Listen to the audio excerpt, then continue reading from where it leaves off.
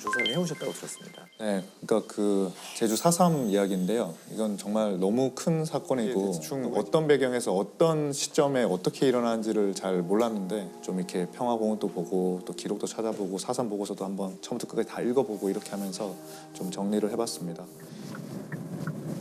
와 진짜 아무것도 안 보인다.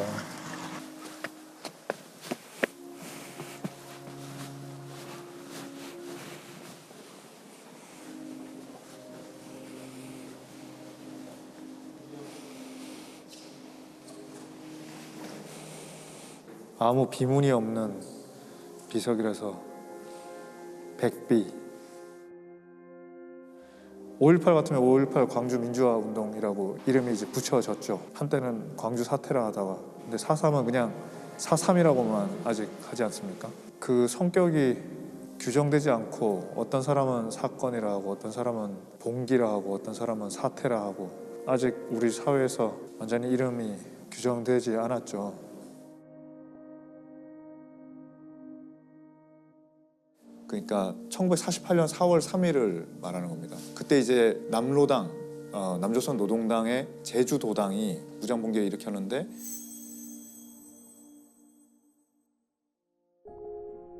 경찰과 군이 진압하는 과정에서 무고한 이제 제주도민들이 접수된 것만 이제 14,000명 이렇게 되고 그래서 이 조사 결과서에는 이제 25,000에서 3만으로 추정된다고 하고 주장하는 사람 따라서 뭐 5만, 6만 또 있어요. 그렇죠. 6만, 7만 뭐 이런 얘기도 있고.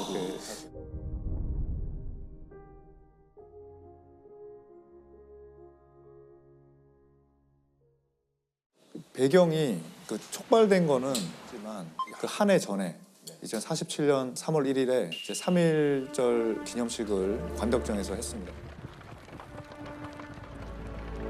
관덕정에 하는데 경찰이 말을 타고 가다가 6살짜리 아이를 친 거죠.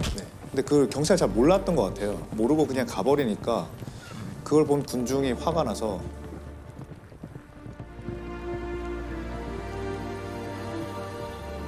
쫓아가면서 욕설도 하고 뭐 돌도 던지고 뭐 했던 거죠.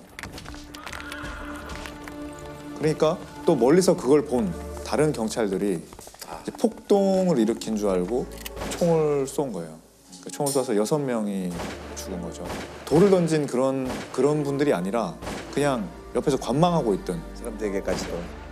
다 그렇게 6명이 돌아가신 거죠.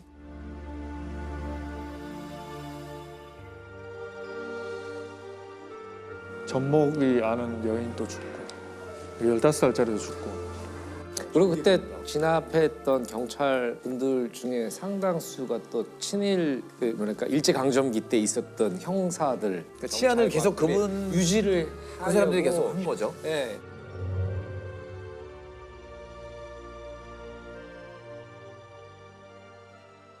그러고 나니까 이제 온 이 제주 도민들이 들끓고 일어난 거죠. 그래서 95%가 참여해서 총파업을 해버립니다. 3월 10일에. 그리고 그때 일제 때 행패 부리던 사람들이 끝나고도 계속 그러고 있으니 특히 경찰이 뭐 이런 사람들은 일반 백성들은 이게 해방이 됐는데도 좋아지는 게 하나도 없는 거예요. 그러니까 3월 10일 날 총파업을 하죠. 그러니까 그 법원, 검찰, 각 관공서, 경찰관도 해, 경찰관. 근데 파업 요구 조건이 고문을 하지 마라. 일제 때 고문 그렇게 했는데 해방되고도 또 하고 있어요. 그리고 총 막 써, 총을 그렇게 쉽게 쏘고 있으니까, 그죠? 그러니까 일제 경찰처럼 하지 마라.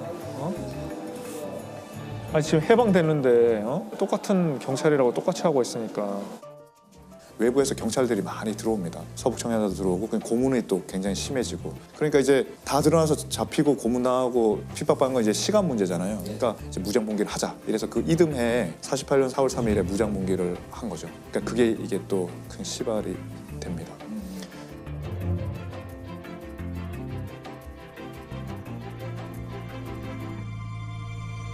그때는 국가보안법이라는 게 이런 게 없었기 때문에 그냥 노동당이라는 것만으로 문제가 되는 건 아니었어요. 정부 수립을 하면서 남과 북이 정체성을 선명하게 이제 제도적으로 가져간 거죠. 근데 그 직전에 해방 직후의 공간에서는 좌익과 우익이 공존하고 있었어요. 그러니까 굉장히 이렇게 모든 게 카오스였던 거죠. 혼동 다 존재하고. 네. 그래서 그때부터 계속 더 강력하게 제압을 해야 되고 이게 왜냐면 총선을 앞둔 상황이었어요. 왜냐면 정부 수립 총선 자체가 무산될 수도 있고 연기될 수도 있는 것 5월 자체가 10일, 5월 10일이었죠. 이듬해 5월 10일. 네, 그러니까 이거 자체가 영향을 미치면 안 되니까 조기에 강력하게 진압을 해야겠다라고 해서 시작된 걸로 알고 있어요. 근데 제주도만 두 지역구에서 과반수를 못 채워서 선거가 안 된 거예요. 그러니까 이제 난리가 난 거죠. 여기는 완전히 빨간 섬이다. 예.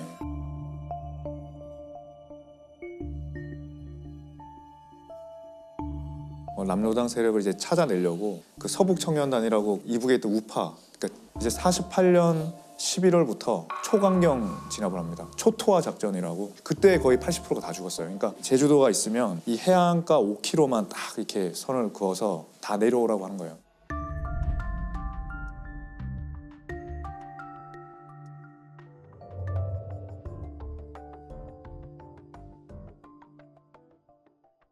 집을 다 태워요. 다 태우고 보이면 다 죽이고.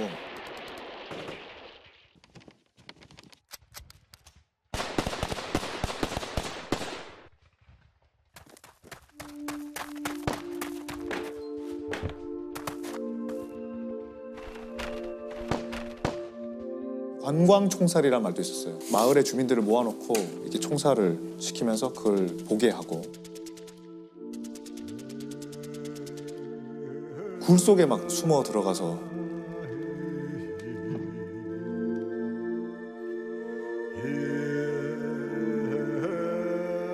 낮에는 이제 토벌대가 쫙 이렇게 하고 밤에는 또 무장대가 내려와서 또 그다음에 이듬해에는 이렇게 진압을 하고 나니까 선거에 성공합니다. 학살에 가까운. 학살이죠. 이게 일방적인 학살이에요. 네. 이 피해자들의 진술서가 몇 개 있는데 와 이거 정말 너무 믿을 수 없는 정도인데. 그러니까 그날 남편과 조카는 미리 피신했고 나는 9살 난 아들, 3살 난 딸과 함께 집에 있었습니다. 날이 막 밝아올 무렵에 총소리가 요란하게 났습니다. 그러나 설마 사람을 죽일 거라고는 생각하지 못했습니다. 난 집으로 들어와 불을 붙이는 군인들에게 무조건 살려줍서 살려줍서 하면서 손으로 막 빌었어요. 그러자 군인들은 나를 탁 밀면서 총을 쏘았습니다. 3살 난 딸을 업은 채로 픽 쓰러지자 아들을 향해 또 한 발을 쏘았습니다. 아들은 가슴을 정통으로 맞아 심장이 다 나왔어요. 그들은 인간이 아니었습니다. 그들이 나가버리자 차마 읽으시기가 이게 사실은 너무나 잔혹스러운 상황이고 우선 아들이 불에 탈까봐 마당으로 끌어낸 후 업었던 딸을 살폈죠. 그때까지만 해도 딸까지 총에 맞으리라고는 생각지 못했습니다. 그런데 등에서 아기를 내려보니 담요가 너덜너덜하고 딸의 다리는 손바닥만큼 뻥 뚫려 있었습니다. 내 옆구리를 관통한 총알이 담요를 뚫고 딸의 다리까지 부숴놓은 겁니다. 이런 잔혹한 내용들이 진술서에 있는 거죠. 네. 이 진술서가 참혹하네요. 이러니까 그 이후에 정부들은 이 내용을 부정할 수밖에 없는 거예요. 언급 자체가 금기시됐습니다. 우리 70년대 초등학교를 다녔던 장학중학생이나 저나 못 듣던 얘기잖아요. 그렇죠. 4.3이라는 것은. 네. 거의 반세기 이상 몰랐어요. 아무도. 그렇죠. 예. 수많은 학살하는 일이 있었다는 것 자체를 지금 분들도 많이 모르실 거예요. 그러니까 옛날 제주도에 폭동이 났었다 이렇게만 우리가 알고 있었잖아요. 사실 제주도는 너무 잘 아시겠지만 어디 가나 4.3 사건의 그 흔적이 남아 있거든요. 그 저희 이제 토크하는 장소로 이동하는 중간에 그 장소가 있다 그래서 잠깐 내려서 보고 왔는데요. 이 무명천 할머니 이야기라고 작은 이제 집이에요. 무명천이 왜 나온 거냐면은 1949년 1월, 그러니까 한참 토벌이 일어날 때죠. 그때 35세의 나이였는데 총을 맞아서 턱을 상실한 거예요. 근데 뭐 예상할 수 있겠지만 뭐 이런 거 당연히 보상받을 수는 없을 거고 오히려 말릴 수도 없는 상황이었겠죠. 그래서 평생을 이제 그때부터 턱이 없으니까 여기를 무명천으로 이제 감싸고 이제 살아오셨다는 거예요. 그래서 심상치 않은 모양새의 무명천을 늘 턱에 두르고 사는 이 할머니를 마을 사람들은 무명천 할머니라 부른다. 어느 어떤 사용 못 사고 여기서 저말로 즐긴 건 할머니에겐 턱이 없었다. 턱이 없으니 음식을 제대로 먹을 수가 없고 말을 제대로 할 수가 없는 것이다. 할머니는 그렇게 50여 년을 살아왔다. 여기 써 있네요. 무명천 할머니 길. 4.3 사건이 참 아마존 사건들이 많은데 안에 들어갈 수도 있나요? 네.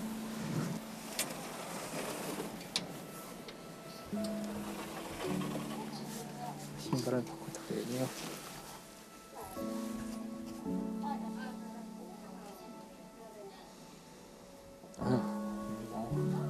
마음이 먹먹해서 뭐 무슨 말을 해야 될지 모르겠네요. 얼마나 많은 사람들이 이렇게 많이 못할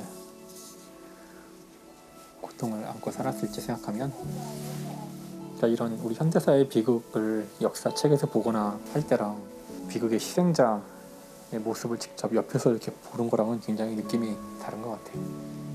사람이 이렇게 더 다가와서 그런지 4.3 사건에 대한 박물관이 있거든요. 제주 동쪽에 거기 간 적이 있는데, 여기는 이제 그 장소보에 비하면은 어떤 의미에서는 초라한 그냥 집이잖아요. 근데 뭔가 이렇게 직접 그 피해자의 개인적인 공간을 직접 봐서 그런지 더 막 마음이 더 먹먹한 것 같아요. 아이고.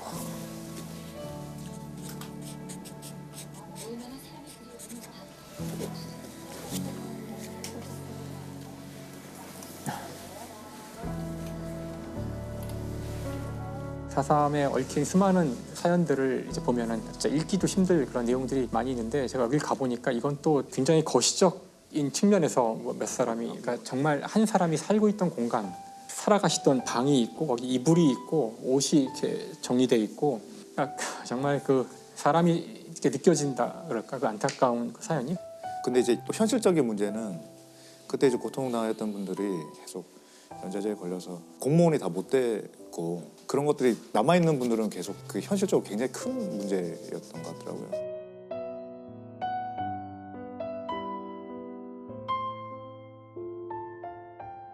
이게 수면 위로 올라오게 된 게 언제부터일까요? 현기영 작가님이 78년도에 순이 삼촌이라고 그게 처음으로 사실 알린 거죠. 사실 어떤 의미에서는. 대중적으로.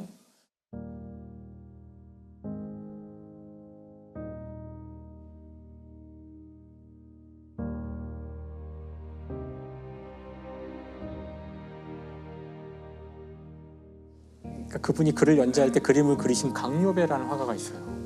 공부는 서울서 하셨지만 제주도가 고향이고, 이제 돌아오신 다음에 지금 계속 제주도에서 그림을 그리시는데요. 그분의 그림을 보면 제주도의 바람이 느껴진다고, 진짜 현무암 같은 그런 느낌이 정말 들어요.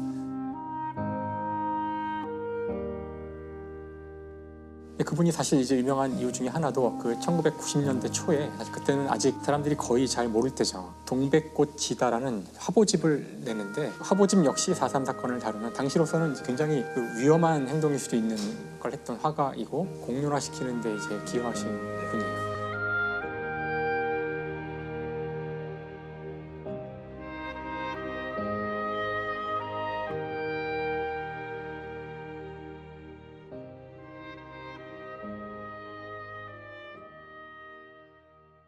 결국에는 이제 90년대에 계속 법안을 만들려고 그랬어요. 특별법을. 2000년에 4.3 특별법이 이제 통과가 됐고요.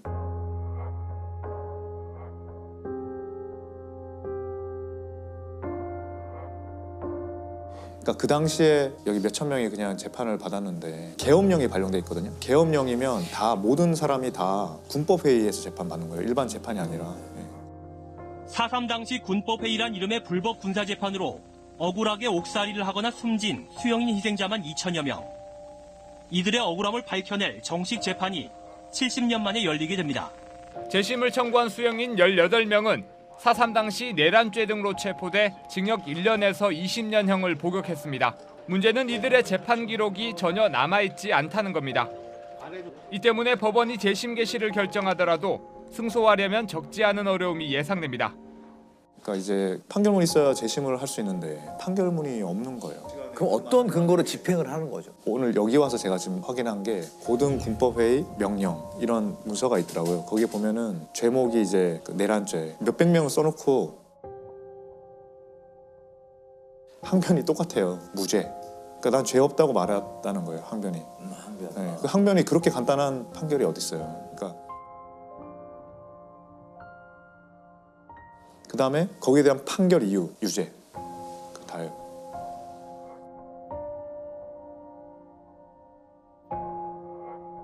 이유가 아니고 사람의 주장은 무죄? 지금은 자백을 안 하고 다투면 그냥 일반 사건도 다투면 막 기록이 몇천 페이지는 그냥 넘어가고 살인은 무조건 10,000페이지 이상 가요. 제가 세봤어요. 그러니까 딱 18자 나오더라고요. 그 2자가 무죄 빼고 16자예요. 뭐뭐뭐에 관하여 무죄. 그에 대해서 유죄. 와, 이렇게 판결문을 써서 2달 안에 집행하라고. 판결문을 써서 2달 안에 집행하라고.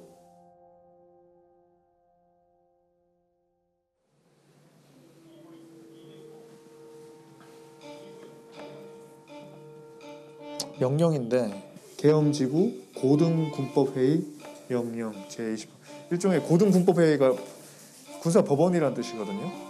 형법 제77조 위반. 내란죄네. 범죄사실 내란죄. 이거 판결문이네. 일종의 판결 사형 이름 쫙 나와 있고 무기징역 이름 쫙 나와 있고. 근데 이유가 없어. 그냥 사형 먹고 왜 무기징역을 받는지 이유가 없어요. 사형은 2월 28일. 그러니까 이듬해 2월 28일까지. 지금은 12월이거든요. 28일. 그러니까 2달 안에 사형 집행하라는 거예요. 와, 이게 있었구나. 와, 이거는 처음 봤어요. 와, 이거는 정말 이 이유가 너무 황당해. 그러니까 정당한 재판도 못 받고 정해놓고 가는 거네요. 그 서류를 그래서, 작성한 거네요. 그 재심하기 위해서는 판결문이 있어야 되고 재심 사유가 있어야 되잖아요. 판결문이 없어도 그 수용자 명부나 4.3위원회에서 피해자로 확정이 되면 재심 사유가 그냥 인정되는 법률을 만들어서 지금 통과가 됐어요. 다행히 잘 받아들여서 통과가 됐고, 그때는 군법회의였기 때문에 지금도 그 재심을 하려면 사실 군사재판을 해야 되는 거예요. 근데 이제 그게 법률로 관할을 이제 제주지방법원에서 할 수 있도록 그렇게 하고, 최근에 재심 판결에서 첫 무죄 선고를 받은. 네, 그러니까 계속 그런 판결이 간헐적 나오고 있었고, 얼마 전에 300명에 대한 게 나왔죠. 형사소송 제325조 후단에 따라 다음과 같이 선고합니다. 피고들은 각 무죄. 박수와 함께 곳곳에서 터져나온 눈물. 제주 4.3 당시 억울하게 옥살이를 했던 335명에게 모두 무죄가 선고됐습니다. 그 가운데 현재 생존한 사람은 단 2명뿐. 나머지 333명은 생사조차 알 수 없습니다. 당시 불법 군사재판을 받고 전국의 형무소로 끌려간 뒤 한국전쟁 때 행방불명됐기 때문입니다. 저는 그때 그렇게 할 때는 되게 많은 분들이 혜택을 받을 수 있을 줄 알았어요. 그러니까 보니까 몇천 명이 그런 식으로 재판 받았지만 이 죽은 분들이 몇만 명이잖아요. 정말 그 소수더라고요. 그리고 또 한편으로는 우리나라의 정체성에 대해서 이런 일이 있었다는 거를 어떻게 받아들여야 되나, 이걸 어떻게 받아들여야 될까, 뭐 그런 생각, 답을 잘 모르겠어요.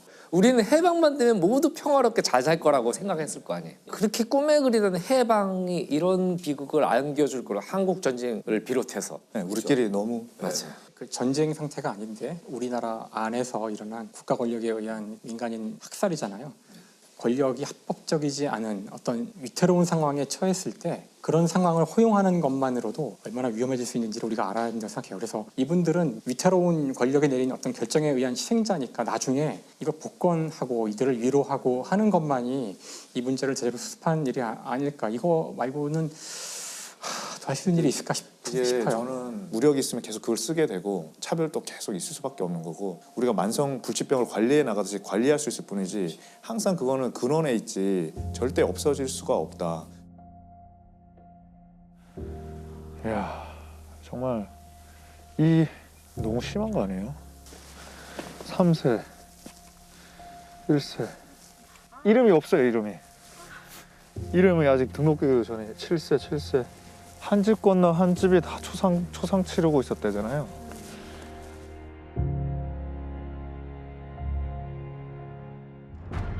그러니까 이게 반세기가 넘도록 말도 못하던 사건이었던 거죠. 사건이란 말도 다 너무 그릇이 작죠. 와, 끝도 없구나. 와, 정말 이거는